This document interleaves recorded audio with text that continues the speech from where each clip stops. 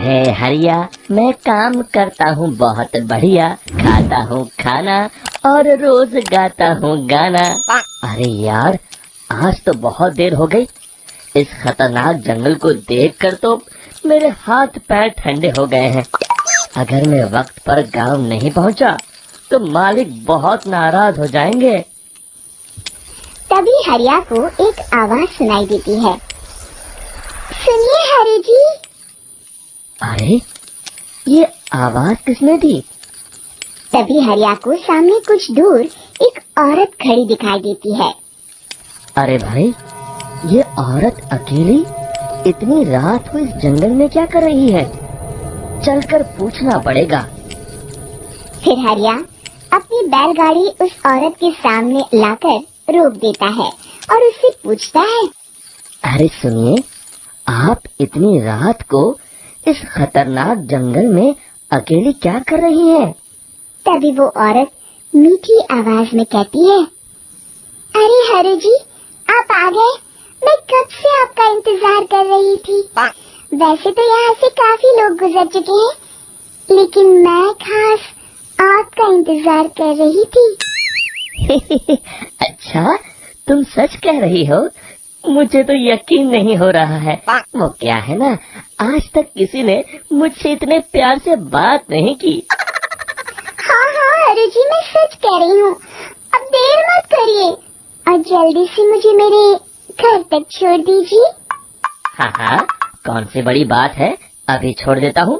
आप मेरे पीछे बैलगाड़ी में बैठ जाइए और मुझे रास्ता बताते चलिए। फिर वो औरत हरिया की बैलगाड़ी में बैठ जाती है और हरिया बैलगाड़ी हाँकता हुआ आगे चल पड़ता है। फिर उस औरत के बताए हुए रास्ते पर चलते चलते हरिया बैलगाड़ी लेकर एक काली गुफा के आगे आकर रुक जाता है। हरिया उस औरत से पूछता है। देवी जी, आपका घर कहाँ है? यहाँ तो एक गुफा के अलावा और कुछ नहीं है। तभी अचानक वो औरत हवा में उड़ने लगती है। देखते ही देखते उसका सुंदर रूप एक डरावनी चुड़ैल में बदल जाता है और वो जोर जोर से हंसती है। अरे तू तो एक नंबर का बेवकूफ निकला। तू तो मेरी आसानी से मेरी बातों में आ गया। अरे मर गया रे, ये तो एक चुड़ैल है। हे भगवान बचा ले, ये तो बड़ी डरावनी दिखाई दे रही है। और फिर अगले ही पल हरिया की बैलगाड़ी में रखा सारा सामान हवा में उड़ता हुआ उस काली गुफा के अंदर चला जाता है और वो चुड़ैल भी उस गुफा के अंदर जाकर कहीं गायब हो जाती है। हरिया ये नजारा देख बुरी तरह घबरा और परेशान हो जाता है।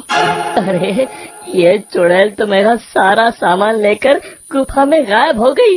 अब क्या होगा? अगर मैं गांव खाली हाथ गया तो मालिक मेरी अच्छी खबर लेंगे। मेरी इस बात का कोई यकीन भी नहीं करेगा। फिर आखिर वही हुआ। हरिया के मालिक चंपक सेठ को हरिया की किसी भी बात पर रत्ती भर भी यकीन नहीं हुआ। चंपक सेठ को लगा हरिया झूठ बोल रहा है और उसने ही लालच में आकर सारा सामान हड़प कर लिया है। फिर हरिया को बेईमान समझकर चंपक सेठ उसे काम से निकाल देता है। अगले दिन अपनी दुकान में परेशान बैठा चंपक सेठ गुस्से में बड़बड़ाता है। अरे, दुकान में तो सामान बिल्कुल भी नहीं है। अब मुझे ही शहर जाकर सामान लाना होगा। फिर वो अपनी बैलगाड़ी लेकर शहर चला जाता है। शहर से सामान लेकर जब चंपक सेठ वापस गांव लौट रहा होता है, तभी उसे एक आवाज सुनाई देती है।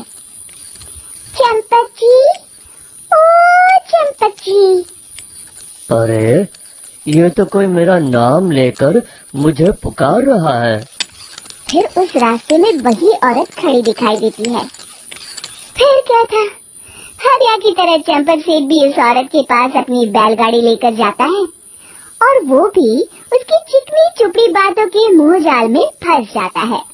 फिर चुड़ैल उसे भी अपनी गुफा तक ले जाती है और उसका सारा सामान लेकर गुफा में गायब हो जाती है। बेचारा चंपक सेठ लाचार होकर खाली हाथ गांव लौट आता है। फिर ये उस जंगल में रोज की बात हो जाती है। जो कोई भी शहर से कुछ लेकर गांव की तरफ लौटता, वो चुड़ैल उसे बेवकूफ बनाकर उसका सारा सामान लेकर गुफा में गायब हो जाती। एक दिन हरिया एक लकड़हारे को उसी जंगल की तरफ जाते हुए देखता है। फिर हरिया उसे रोकते हुए कहता है, अरे भाई, क्यों अपनी मौत को दावत दे रहे हो? मेरी बात मानो, आगे जंगल में मत जाओ, वहाँ एक बड़ी भयानक चुड़ैल रहती है। लकड़हारा हरिया की बातों को नजरअंदाज करते हुए कहता है, अरे भाई, मुझे पहले ही बहुत देर हो चुकी है, मुझे जाने दो भाई। शाम तक लकड़ियाँ काट कर शहर के बाजार में बेचना है। तुम अपनी ये कहानी किसी फुर्सत में बैठे इंसान को सुनाओ, मैं तो चला। इतना कहकर लकड़हारा वहाँ से आगे जंगल की तरफ चला जाता है। फिर अगले दिन गांव के मुखिया के घर के बाहर बहुत सारे लोग जमा हो जाते हैं। तभी हाथ में कुल्हाड़ी लिए खड़ा लकड़हारा कहता है, अरे मुखिया जी, अब आप ही हमें बचाइए उस जंगल वाली चुड़ैल से। हमारा सारा काम तो शहर से ही होता है। अरे मुखिया जी, उस चुड़ैल की वजह से तो मैं पूरी तरह बर्बाद हो गया हूँ। हम सबको मिलकर उस चुड़ैल का कोई इलाज करना पड़ेगा। तभी भीड़ में खड़ा बीरा कहता है, आप लोग चिंता मत करिए, कल से वो चुड़ैल किसी को नहीं लूट पाएगी। मेरे पास एक बहुत अच्छी तरकीब है। तभी चंपक सेठ उसका मजाक उड़ाते हुए कहता है, अरे तेरा नाम वीरा है तो क्या हुआ? तूने अभी उस चुड़ैल को देखा नहीं है? जाकर अपना काम कर, बड़ा आया। तब मुखिया जी कहते हैं, नहीं नहीं चंपक सेठ, मुझे लगता है हमें इस लड़के को एक मौका देना चाहिए। फिर सभी गांव वाले मुखिया जी की बातों से सहमत हो जाते हैं और वीरा शाम को एक बैलगाड़ी में कुछ सामान लाद कर उस जंगल की ओर चल देता है। वीरा, ओ वीरा, कहाँ जा रहा है? तभी वीरा मुड़ के देखता है, वही चुड़ैल एक औरत के रूप में खड़ी है। अरे बहन जी, मैं आपको ही ढूंढ रहा था।